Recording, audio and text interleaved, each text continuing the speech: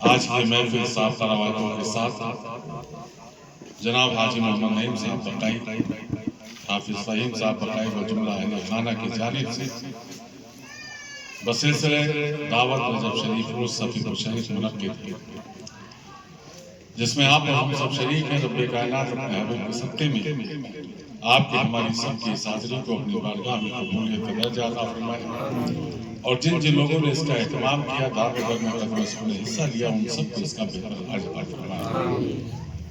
ابھی آپ اس منبر رسول سے عزیزم حافظ اختر صاحب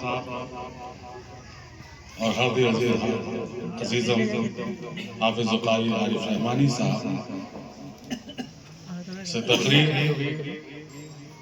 اور اس کے بعد نعت رسول صلی اللہ علیہ وسلم سماعت فرمائے۔ رب کائنات اپنے حبیب کے صدقے میں ہم کو اور آپ کو سب کو انتظار کے بتائی باتوں پر چلنے کی توفیق عطا فرمائے۔ بڑی تعریف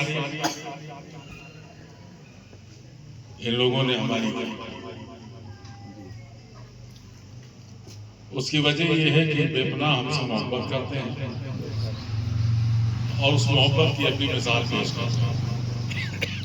حالانکہ میں نہ پیر ہوں اور نہ میں کوئی آگے میں دارالعلوم خانہ صفیہ کرنے گنگونڈا کا ایک ادنا سا خادم ہوں اور اپنے سرکاروں کی بارگاہوں کی خاک کا ایک ادنا سا سردار ہوں، اور اسی میں اپنے کو ضم کیے رہتا ہوں کہ شاید مجھ گنہگار کا بھی کوئی ایسا عمل ہو جو رب کی بارگاہ میں قبول ہو جائے اور میرے نجات کا ذریعہ بن جائے۔ اسی کے تحت آپ کے بیچ میں حاضر آ گیا۔ بزرگوں کی کراماتیں، بزرگوں کی باتیں آپ نے سماعت فرمائی۔ بہت صاف سمجھ لیجیے، اور میں بارہا اس بات کو کہتا ہوں کہ اللہ نے اپنے نبیوں کو اختیار دیے تو ان سے معجزات ہوئے۔ اللہ نے اپنے نبی کے چہیتے بندوں کو اختیار دیے تو ان سے کرامات ظاہر۔ تو نہ تو ہم کو معجزات کا تعجب ہے اور نہ کراماتوں کا تعجب۔ اصل مقصد یہ ہے کہ اللہ رب العزت نے ارشاد فرمایا کہ بندوں، بے شک مجھ کو میری رحیمی کی بنیاد پر جانو، میری قہاریت کی بنیاد پر مجھ کو مت جانو۔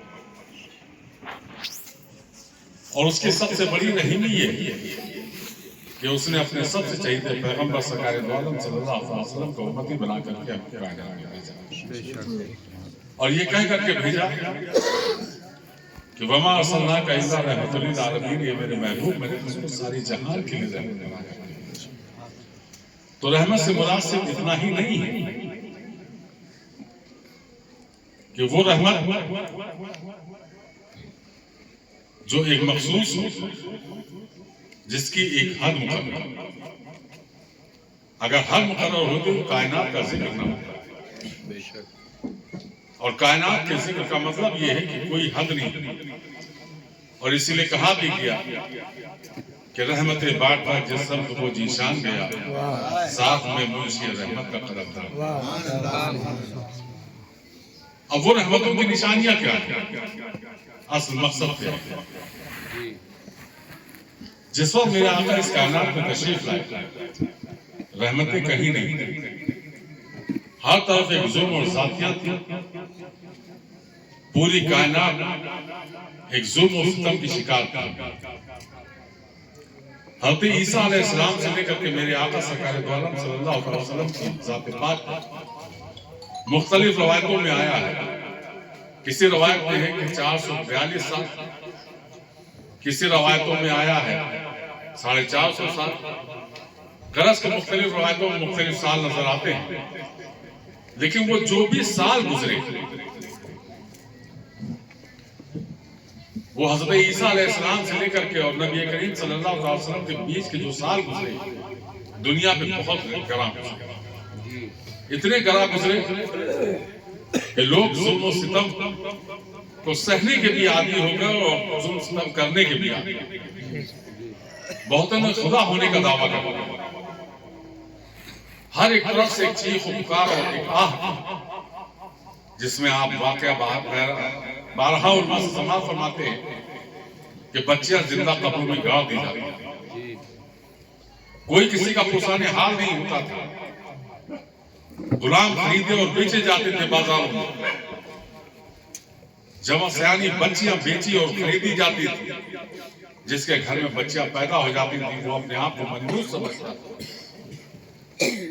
اور اس دور کو دیکھنے کے بعد دنیا میں اللہ رب العزت کو ہم بندوں پر رحم آیا اور اس نے اپنے سب سے شہید پیغمبر سرکار عالم صلی اللہ علیہ وسلم کو اس کائنات میں اور مخاطب کر کے بھیجا، ان کو ساری جہان کے لیے رحمت بنا کر کے بھیجا۔ اور جب میرے آقا دنیا میں تشریف لائے تو سب سے پہلے اگر درس دیا تو اس قوم کو یہ درس دیا ہے کہ یہ قوم تم پڑھو، قرآن پاک کی پہلی وحی اسی پہ نازل ہوئی، اقرا بسم ربک الذی خلق، پڑھو، تمہارے لیے پڑھنا لازمی۔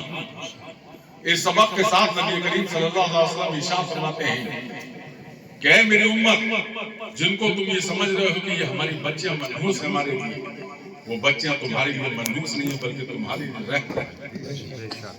جس گھر میں بچیوں کی ولادت ہوتی ہے وہاں رحمتوں کا نزول ہوتا ہے۔ اس طریقے سے رحمت کے پیغام جب عام ہوئے، لوگوں نے نبی کریم صلی اللہ علیہ وسلم کے کردار کو دیکھا اور جب دین کی حقانیت کو انہوں نے جانا تو ایک ایسا سما بنا کہ لوگ ہر طرف سے محمد محمد چلانے لگے، لوگ رحمتوں کی دہائی دینے لگے، اور ان رحمتوں کی دہائی کا نتیجہ یہ نکلا کہ آج بھی وہی رحمتوں کے شامیانوں میں پوری دنیا سماتی ہوئی نظر آ رہی ہے۔ آپ آئے دن اخباروں میں پڑھتے ہیں، نیوز سنتے ہیں، ہر طرف سے۔ ابھی پرسوں کی بات ہے، آسٹریلیا کی چرچ ہے، بہت بڑا پادری جس نے مذہب اسلام کو قبول کر لیا، وہ جاہل نہیں تھا، وہ پڑھا لکھا تھا، وہ پڑھ کر کے آیا تھا۔ تو جو پڑھ کر کے آیا ہو وہ مذہب اسلام کے قریب جا رہا ہے، اور جو مذہب اسلام میں پیدا ہوا ہے وہ مذہب اسلام سے دور جا رہا ہے۔ یہ بھی اس کی حقیقت ہے۔ ہم اس رحمت کو سمجھ نہیں پا رہے ہیں۔ اگر اس رحمت کے وسیع شامیانے کو اگر ہم دیکھیں تو وہ رحمتوں کا شامیانہ ایک جگہ مخصوص نہیں ہوا۔ وہ رحمتوں کی شکلیں اگر ہم کو نظر آنے شروع ہو جائیں تو ان رحمتوں کی شکل میں سب سے پہلا نام خلیفہ اول حضرت ابوبکر صدیق رضی اللہ عنہ۔ دنیا میں آپ سمجھ لیجیے کہ سب سے پہلے اگر کسی نے بت توڑا ہے تو وہ خلیفہ اول حضرت ابوبکر صدیق رضی اللہ عنہ۔